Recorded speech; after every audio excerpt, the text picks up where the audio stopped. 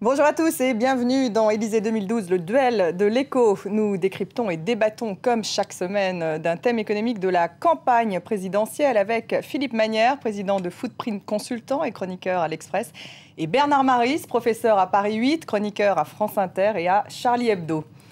Après avoir été victime des subprimes, Dexia subit désormais la crise de la dette souveraine. Le robinet des financements s'est tari. Renflouée en 2008, la banque doit à nouveau être sauvée. Dexia va vendre ses fleurons et mettre le reste dans une bad bank garantie par la France et la Belgique. Alors, est-ce le premier sauvetage d'une série? Cela menace-t-il la note financière AAA de la France? Oui, dit-on à gauche. On écoute les réactions, puis on en débat. Bon, Dexia, c'est une banque particulière, hein. Donc c'est un cas particulier. On ne peut pas en diriger une déclinaison de portée générale. Dexia s'est comporté extrêmement mal vis-à-vis des collectivités locales.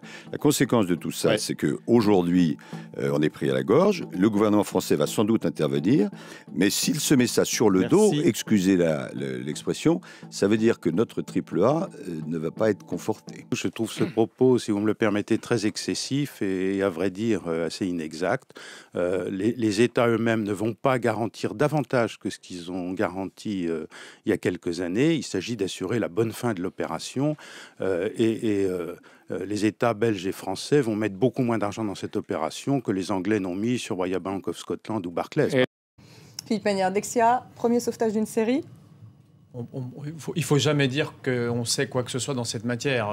D'abord parce que c'est très difficile aujourd'hui de savoir comment les choses vont évoluer, et d'autre part parce qu'il ne faut surtout pas dire quoi que ce soit qui pourrait inviter les gens à faire des choses qui iraient dans le sens de la série. Ce qui est vrai en tout cas, et là moi je suis vraiment d'accord avec ce que disait Barouin, c'est que Dexia est une banque qui est très particulière. Elle a strictement rien à voir dans sa structure de bilan, dans sa vocation, dans son histoire, avec Société Générale, BNP Paribas ou Crédit Agricole, qui sont des banques beaucoup plus solides, qui sont assises sur des dépôts. Dexia, elle finançait les collectivités locales. Alors elle finançait les collectivités locales, mais surtout elle avait varié beaucoup les plaisirs. Elle avait financé les collectivités locales dans beaucoup de pays. Elle s'était engagée dans, s'était beaucoup approchée des subprimes aux États-Unis. C'est ce qui lui avait valu son premier problème il y a 3 ans, puisqu'elle avait racheté une agence qui plus ou moins garantissait les crédits. Acheté du subprime, acheté de la mauvaise dette. Donc ça c'était particulier. Et surtout la particularité de Dexia, il faut le dire, parce que ça c'est vraiment ce qui fait la différence entre Dexia et toutes les autres banques européennes, ou presque, et en particulier les 3 grandes banques françaises qui n'ont rien à voir sur ce sujet, c'est que Dexia ne collectait pas, ou très peu de dépôts,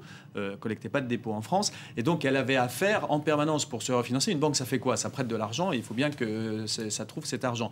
Il y a 2 manières de trouver de l'argent: soit vous le faites avec vos dépôts, soit vous allez sur les marchés. Comme elle n'avait pas de dépôt, ou presque, elle allait sur les marchés, et elle se refinançait à court terme, et donc Dexia dépend complètement des marchés. C'est-à-dire que si les marchés doutent d'elle, s'il y a des raisons, crise de liquidité. D'une part, si les marchés doutent d'elle, elle ne peut pas se refinancer, et d'autre part, elle avait des actifs qui étaient très exposés à la crise de la dette souveraine qu'on vient de voir. En particulier, elle portait beaucoup de dettes souveraines d'Europe du Sud, et donc elle avait toutes les raisons de mal passer cette deuxième crise. Donc c'est pas une surprise, mais ça ne veut pas dire que ça se passera mal pour les autres. Bernard Maris, alors premier sauvetage avant une série. Dexia, c'est quand même un scandale bancaire, il faut le rappeler, quoi. C'est vraiment l'affaire, c'est le Crédit Lyonnais de Balladur, quoi. C'est-à-dire que c'était une banque toute petite, toute paisible, qui a été privatisée, qui a été transformée en crédit aux collectivités locales, qui a été ensuite privatisée.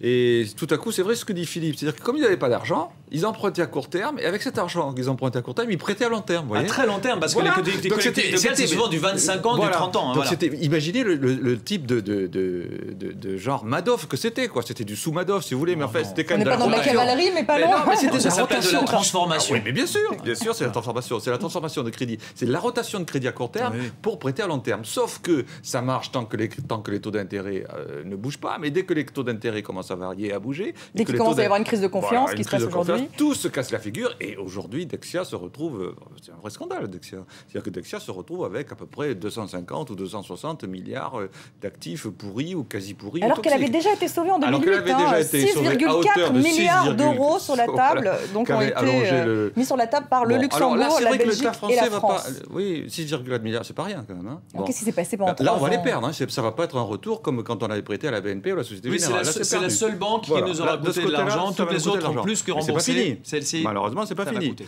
C'est-à-dire que, bien sûr, c'est pas l'État qui va directement sauver la Dexia. C'est la Caisse des dépôts et consignations. C'est-à-dire quasiment l'État. C'est le bras séculier de Bien l'État. sûr, c'est le bras séculier de l'État. C'est 70 milliards d'euros quand même. Hein, ils vont, bon, Donc ça mais là, ils commence vont à faire garantir, beaucoup. on est d'accord? Bien sûr, ils vont garantir jusqu'à hauteur de 70 milliards. De l'autre côté, il y a la Banque Ils postale vont qui va... garantir les actifs pourris, enfin entre guillemets, c'est-à-dire la Mais mauvaise il y en a dette. d'autres qui arrivent. C'est-à-dire qu'ils espèrent qu'il ne va pas y avoir de nouvelles attaques contre Dexia, qui déjà est très très mal, et qu'on va pouvoir continuer à se débarrasser de, si je puis dire, des stocks pourris, ce qu'avait commencé à très bien faire d'ailleurs son PDG. Alors Mariani, justement, que qui s'est-il faisait. passé, Philippe Maignet, en 2008 pour que ça ne donne pas de résultats 3 ans plus tard? C'était trop tard. C'était Non, mais trop tard. À c'est-à-dire mon que sens, c'était vraiment trop tard. Il y a Trop la tard, question c'était trop tard. particulière de Dexia sur laquelle on va revenir, puis il y a une question plus générale, c'est est-ce que dans ce cas-là, il faut se couper un bras et puis dire c'est fini, on ferme, ou est-ce qu'il faut espérer s'en sortir? Voilà. À l'époque, Se refaire. les deux hypothèses ont été évoquées, envisagées, et puis on s'est dit... On a affaire à des pros, il y a des choses dans cette banque qui est ressortie, c'est un vrai fonds de commerce, on en a besoin pour prêter aux collectivités locales, et donc on va essayer d'organiser progressivement la liquidation de ce portefeuille d'actifs pourris. Et pour être très honnête, au début, ça a pas mal marché, mais ça ne pouvait pas se faire s'il y avait une deuxième crise financière. Or, ce qu'on connaît depuis 6 mois, 3 mois en tout cas, c'est une deuxième crise financière.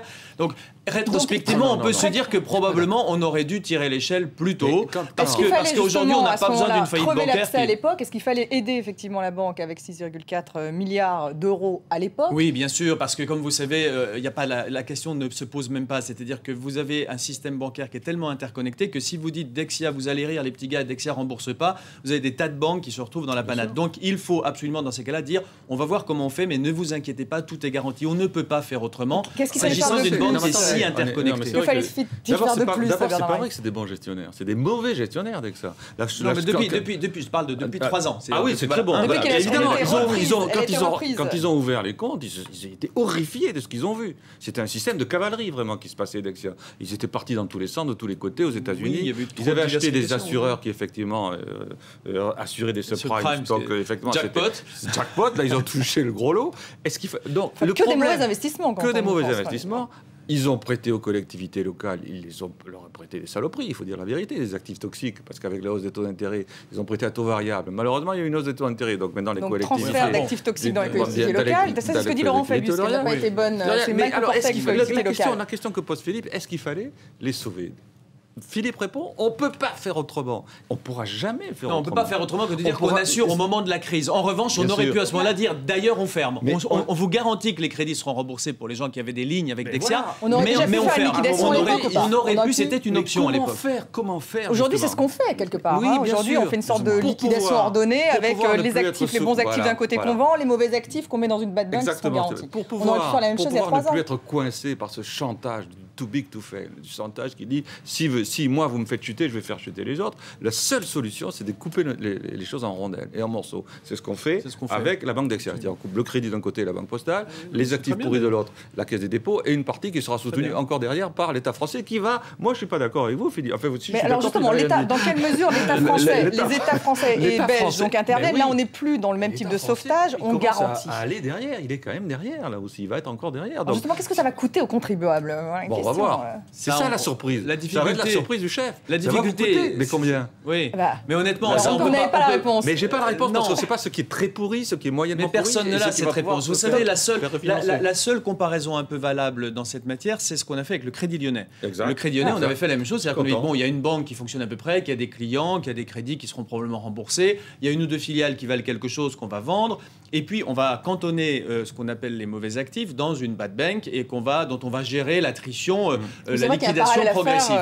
À l'arrivée, ça a coûté moins cher que ce qu'on pouvait craindre. Ça a coûté de l'argent, bien sûr. Ça a coûté moins cher que ce qu'on pouvait craindre. Et ce qui est certain, c'est qu'au moment où on a fait le montage, on était infichu de dire combien ça coûterait à l'arrivée et le spectre des possibles était très large. Donc aujourd'hui, on est dans la même situation. Oui, non, mais Stéphanie, il faut bien voir une chose, c'est qu'on est dans une situation d'extrême incertitude. C'est-à-dire que la situation économique et financière de dans 1 an ou 2 ans, ni vous ni moi ne savons ce qu'elle sera. Il se peut qu'elle soit très largement rétablie, il se peut qu'elle soit encore dégradée par rapport à aujourd'hui. Si la situation continue à se dégrader, il est probable que l'État prendra une très grosse perte.